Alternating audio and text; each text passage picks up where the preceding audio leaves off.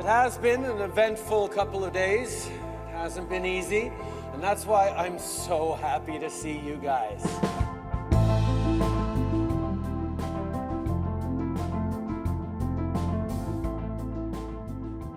Hey everybody, Jamie here. So, oh wow, what a week in Canadian politics, and it actually isn't even finished. Lots of people are now waiting to see if the Prime Minister will listen to the calls of a growing number of people inside and outside his government to resign. My colleague from the Ottawa Bureau, JP Tasker, is here to talk about the latest, including what we now know about that fateful Zoom call where Trudeau fired his finance minister. Alex Panetta from the CBC's Washington Bureau is also here, and we are going to discuss how all this chaos at home is playing in the U.S. and how it could be impeding the Canadian response on the eve of a potential trade war with Donald Trump. All right, let's get into it.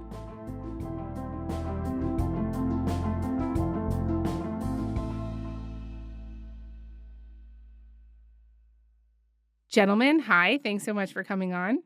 Hey, Jamie. Thanks for having me. Good to be here. It's great to have you both. What a week. What a week. JP, let me start with you. What is going on in the Trudeau government? We are talking at 3 p.m. Eastern time on Wednesday. There has been reporting that after Freeland's really bombshell resignation Monday and all the fallout, the Prime Minister is now taking time to reflect on his position, on his future.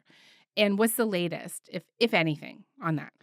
Well, the Prime Minister is in a very, very difficult position. Frankly, it really doesn't get much worse than this. It's an increasingly tenuous position. Chrystia Freeland's abrupt resignation was an embarrassment. You know, he botched the attempt to shuffle her out of finance to bring in Mark Carney instead. And that has prompted tremendous unease, anger, frustration inside the Liberal caucus. Many MPs are saying now he can't carry on like this. You know, one MP told me today he's delusional if he thinks he can carry on after all that went down on Monday. So the Prime Minister is weighing his future. He's taking some time to think about it. He may be taking a walk in the snow, as his father did, but he is taking that time to think about what he does next. It's not necessarily over for him. You know, he might decide to press on as he has in the past when he's faced challenges like this. Despite the dreadful situation he's in now, he may want to stay on, but yeah, it's not great for him. He knows it. He's taking time to think about it. And as he takes that time, more and more MPs are coming forward to say, listen, you got to go. I saw that he canceled all of his year-ender interviews, one with our colleague, Rosie Barton, which is a pretty wild move, very unprecedented. What does that say to you? It says he doesn't want to speak publicly right now. I mean, he has been silent all week for the most part. He has not talked to the press. He gave some brief remarks at some Christmas parties over the last couple of days with staffers and top donors, but he does not want to talk. And I think he doesn't want to talk while he's mulling over what he should do about his future. I just want to say that if he does resign, then it is very plausible that his final interview as Prime Minister will be the one that he did on Hot Ones Quebec, which is that show where you eat chicken wings. C'est épicé, mais pas beaucoup de saveur à part l'épice. Pas beaucoup de saveur. Ça goûte épicé. Littéralement. Ouais. Ça goûte chaud. Oh, commence à transpirer un petit peu. C'est bon. C'est bon. I don't know, Alex, you're from Quebec. Did you even know that they had a Hot Ones Quebec? This is new information to me just a couple of days ago. I know everything there is to know about hot wings and Quebec. So You did? You knew that? Okay. All right. That Christmas party that you just mentioned, JP, Trudeau got up. He made a speech. He talked about how, Like most families, sometimes we have fights around the holidays. But of course, like most families, we find our way through it. do you have a sense of how fellow Liberals reacted to that? Well, it was awkward. It was an awkward phrasing, I think. I mean, I had one MP tell me today, like, truth be told, most Liberals just want him gone. You know, MP Chad Collins said the same thing publicly. I think if there was a secret ballot tomorrow, David, and I know that's something that we've pushed for as a group, I think, those numbers are quite high, including a number of people who are in cabinet. I mean, Wayne. So his kind of playful banter at these Christmas parties hasn't gone over well. One MP said to me, like, is he serious? Is he just brushing this off as family infighting? The government's future is on the line here, right? It's a deeply serious development. And to kind of boil it down to that, I don't know. As some people are saying, it was a cringy moment.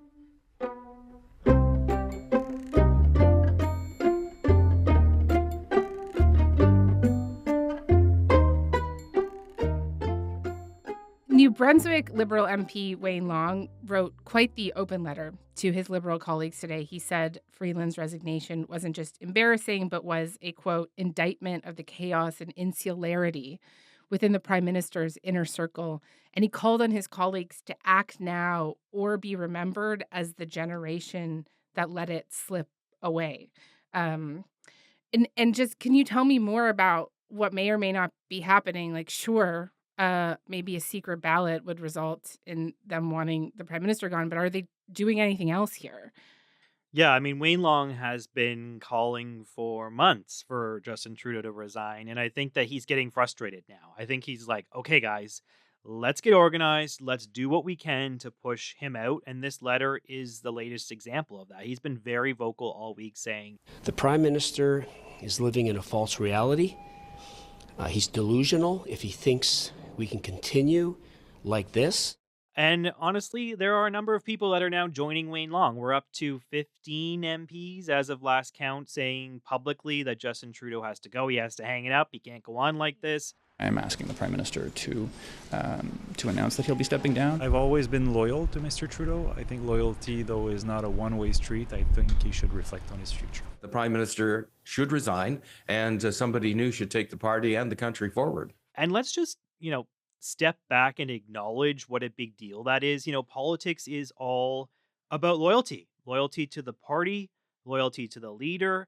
These people ran with Trudeau and won with him. So it's a significant development for many of them to, now come out and say, we need a new leader. That is big in politics. And, 15 or so have said it publicly, but I'm told there are many more who feel like this. It could be as many as 40, 50 MPs who are itching to get Trudeau out. So I think this letter is Wayne Long's latest attempt to try and corral people, get them riled up, and get them pushing Trudeau, put the public pressure on Trudeau, because that's what they feel like will work best.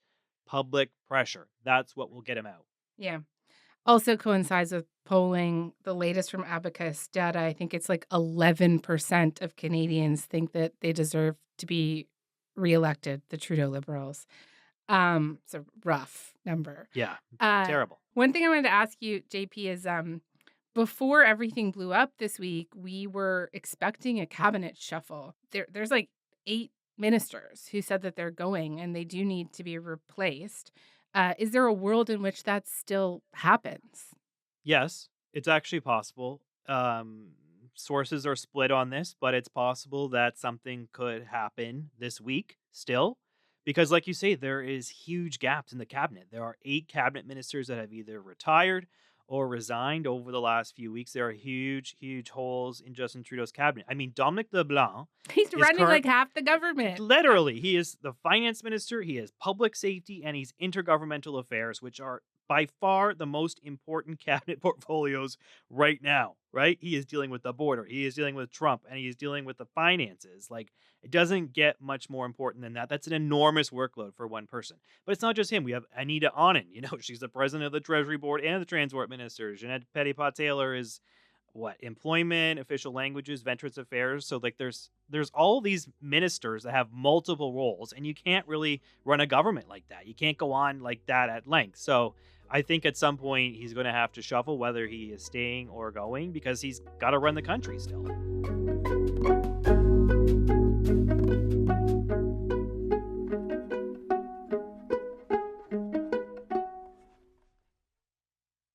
Speaking of a cabinet shuffle, I think it's pretty fair to say that one person will not be coming aboard if that does go ahead this week, and that is Mark Carney, the former Bank of Canada and Bank of England governor. And so we know more now, JP, about what actually happened in this now fateful Zoom call where Trudeau told Freeland she would no longer be finance minister. And would you like to do the honor of filling in the blanks there? Yeah, so according to one Liberal source who spoke to Radio Canada, our French colleagues, Freeland was told by the Prime Minister in a Zoom call on Friday that she would be replaced as Finance Minister by Mark Carney, the former Bank of Canada governor, on Tuesday. So the day after she was set to deliver the fall economic statement, she was going to be fired, shuffled to another portfolio, and Mark Carney was going to step in. But the problem for the prime minister is Carney had not actually agreed to that move when the prime minister raised it with Freeland. So he was maybe a little too early in approaching Freeland about this move because he did not have Mark Carney's signature on the dotted line to actually take over as finance after the fall economic statement. So it definitely blew up in his face. He lost Freeland, and now Mark Carney doesn't want to move in after that and take on that portfolio because he has bigger aspirations, right? He potentially wants to run for the leadership when Justin Trudeau quits. It hasn't been decided yet. But you don't want to be known as the guy that kind of stomped on Freeland on her way out, right? No, That's you're not like a the good great look. feminist villain of 2024. No, Yeah, you do not. bad look. So Yeah. it went poorly, to say the least. It could not have gone any worse, really, because now he's left with none of them. Well, I want to talk about the possibility of an election. So we know that the prime minister, as we've talked about, could resign. He could call a leadership race. He could prorogue parliament to give the Liberals some time to find a new leader. He could also just call an election if he wanted, really, I think, at any point, right? And just run. But there is another option here, which is that the opposition parties bring down the government and force an election. And just explain to me how, and actually, importantly, how soon that could happen. So this will not happen, if it does happen, until February at this point, because MPs are done for the year. They left Ottawa yesterday. They've gone back to their ridings. Parliament does not return from its 6-week Christmas break until the end of January. So it's possible, although unlikely, that a non-confidence motion could be introduced right there and then, but that would require the government kind of acquiescing to scheduling it then. But yeah, I mean, it's possible that the NDP, the Bloc Québécois, and the Conservatives band together and try and bring down this government in early February, because Jagmeet Singh, the NDP leader, has said Justin Trudeau has to resign. Peter Julian, the NDP House leader, has said they will vote non-confidence if the Prime Minister is still there when they get back after this Christmas break.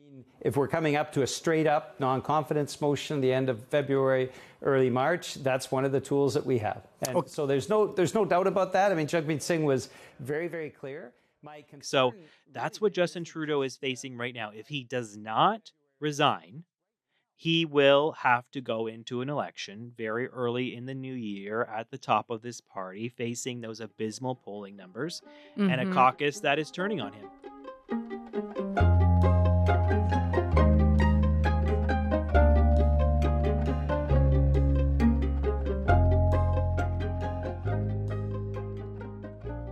All right, Alex, let's bring you in here and let's turn a bit to the U.S. The news is actually not any better, frankly. I want to play you a clip from Fox News the other day. So this is Jesse Waters, conservative talk show host. He's on this political panel show, and they're talking about all the chaos in the Canadian government.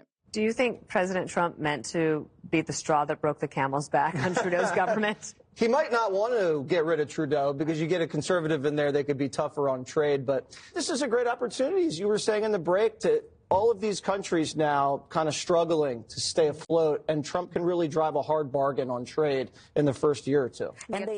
So I'm going to go out on a limb here and say that is really not how you want to be talked about going into a potential trade war. Hey? No, it's the most basic human instinct to want to avoid ridicule, not just prime ministers of G7 countries. The readout from Mar-a-Lago, from the Canadian side, from the Trump-Trudeau meeting, was that they got along extremely well, that Trump walked Trudeau off the property himself. They had a long, friendly chat. And then you get this leak to Fox News about a joke about Canada being a 51st state. And at the time, so when we first heard about this, I said to myself, okay, if this thing was something that, Trump mentioned in passing to someone and it got to Fox News, that's one thing. But if this was the intentional readout from the United States government or the incoming administration, from the meeting with Trudeau, I said, okay, we are in for a world of not maybe trouble or hurt or certainly of embarrassment. And it's become clear over the last couple of weeks that this is intentional, that they actually want to drag Trudeau through this period of ridicule. Well, Trump is going super hard on this 51st state thing. Hey, like at 3 o'clock in the morning Wednesday, he tweets on Truth Social, "No one can answer why we subsidize Canada to the tune of over $100 million a year. Makes no sense!" Exclamation mark. Many Canadians want Canada to become the 51st state. They would save massively on taxes and military protection. I think it is a great idea. 51st state, multiple exclamation marks. This isn't the first time he's done the 51st state thing. Why is he going so hard on this? The reaction has been fantastic from his perspective on like Fox News. He's getting this like amen choir. Just let's run with this gag for days and days now. We'll never probably lose another Winter Olympics. We'll have all of their skaters and skiers. Wow. I mean, good luck, Sweden. It's just a no-brainer. Now, I don't know if Canada is going to go along with it, but there's ways to maybe change their opinion. So he's getting this feedback. He's the same guy who improvises in giving public speeches, dropping parts of his speech or adding them based on whether the crowd is cheering. So, clearly his fans are cheering this. One of our colleagues, Katie Simpson, asked Republicans on the Hill about this today. And one of them, Andy Biggs, a congressman who's pro-Trump, very close to Trump, said, lighten up, humor is dead. And so, I'm assuming it's a joke. Does it come with a desire to hurt or to settle an old score? Possibly. But I'm not in his head, and I can't really guess entirely. Let me read you another one of his online posts. So he's actually responding to Freeland's resignation here. The great state of Canada is stunned as the finance minister resigns or was fired from her position by Governor Justin Trudeau. Her behavior was totally toxic and not at all conducive to making deals which are good for the very unhappy citizens of Canada. Sorry, it's not funny. It's not funny, but it is. She will not be missed. Multiple exclamation marks. There's a lot going on in there. But what do you make of what he said about her? Okay, so, the last couple of days have forced me to go back to my sources, people I talked to about the renegotiation of NAFTA. So it's basically a trip down memory lane 6 years later. And, it was clear to me. I had conversations with people I didn't necessarily have access to back then on the U.S. side, who didn't want to talk to Canadian reporters. And so I'm getting a sort of a conflicting portrait of Chrystia Freeland. On the one hand, she drove the Americans crazy, right, for months on end because she wasn't making concessions. And so they think she had basically two objectives during that negotiation. The first was to run out the clock, to basically put pressure on the United States to come up with a deal as it was getting close to some sort of congressional deadline. And I'll spare you the sort of boring details about Trade Promotion Authority and also the 2018 midterms. But basically, she figured we buy time, we get a better deal. And the second thing they perceive is that she didn't want to be seen as conceding anything to the United States.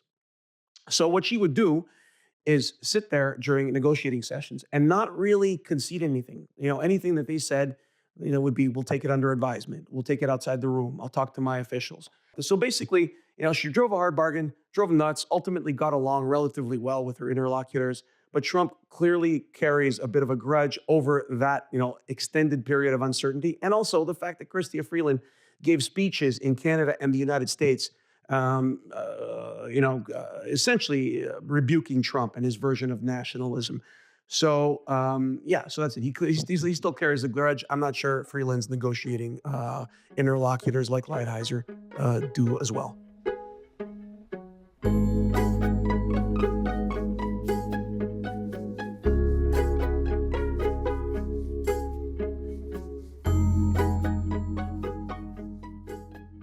Let's talk about the Canadian response, the strategy of Team Canada to tackle this. And Alex, I know that you talk to people on both sides of the border. And is there a sense that there is a clear strategy, a clear plan here to help fight against this threat of tariffs, to try to convince the administration in the U.S. not to do it through sticks or carrots or just facts and common sense?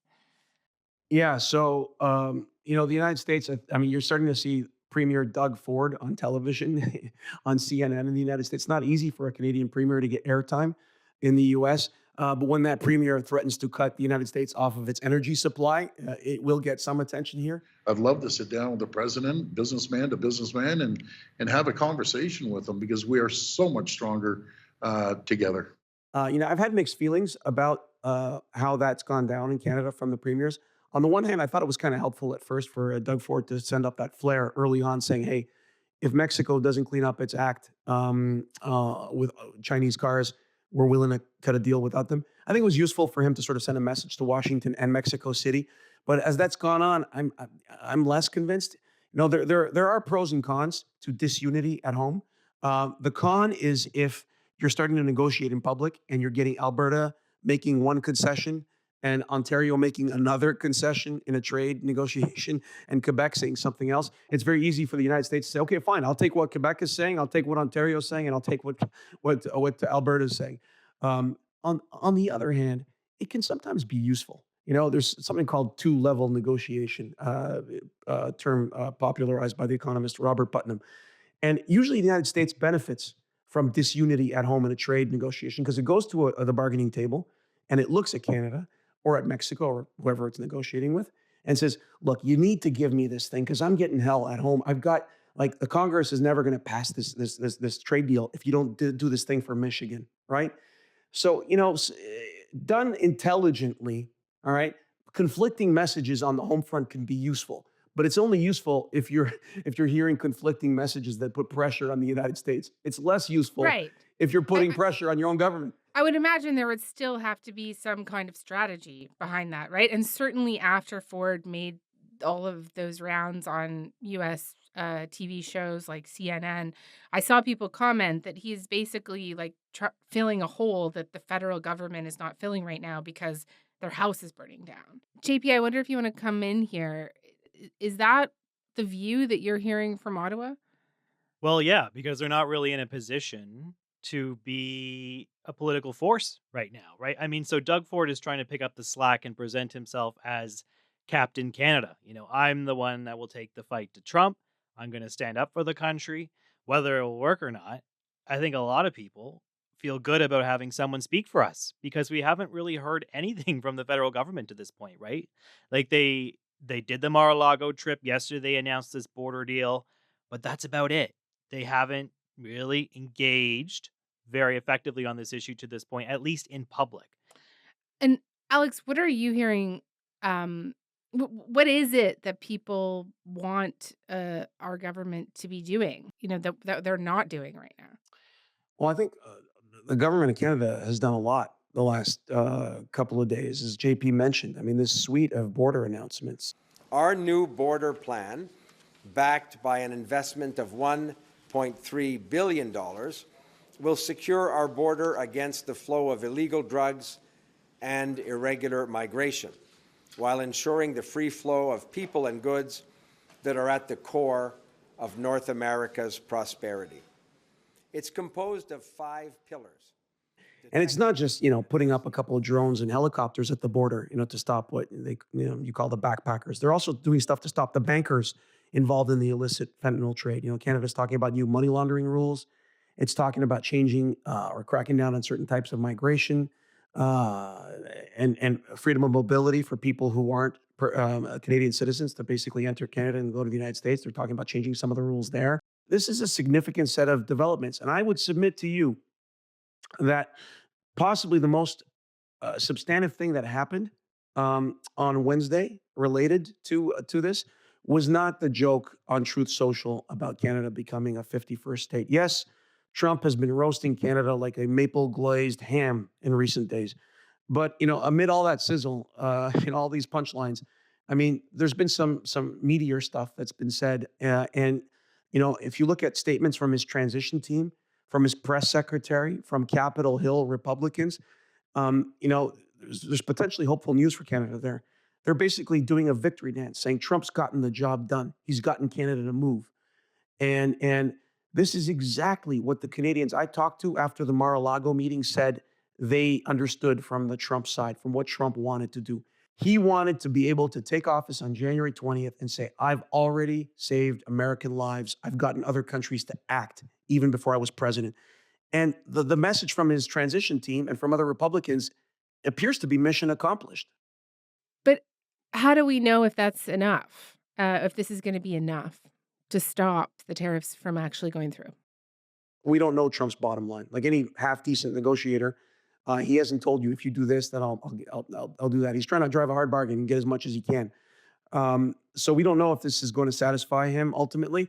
But I actually think the chances of a resolution and the removal of these potentially devastating tariffs has taken a big step forward over the last couple of days.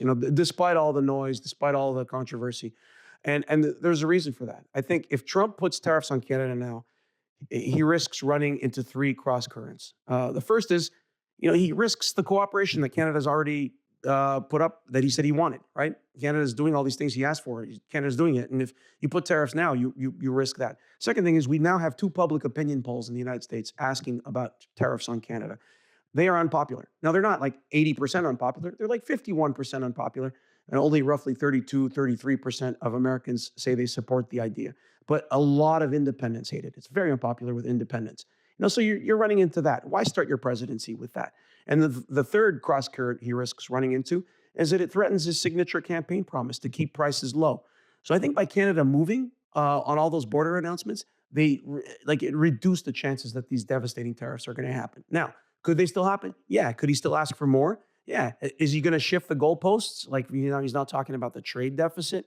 I don't think we've seen the last of the tariff threats from Donald Trump, but there is some glimmer of hope that in the midst of all this chaos, we might have found at least a temporary peace this week. But who knows? We'll know hopefully closer to January 20th. All right. Well, that was a surprisingly optimistic note that we ended this podcast on. Guys, thank you as always. Thanks, Jamie. Thanks, Jamie. Thanks for having us.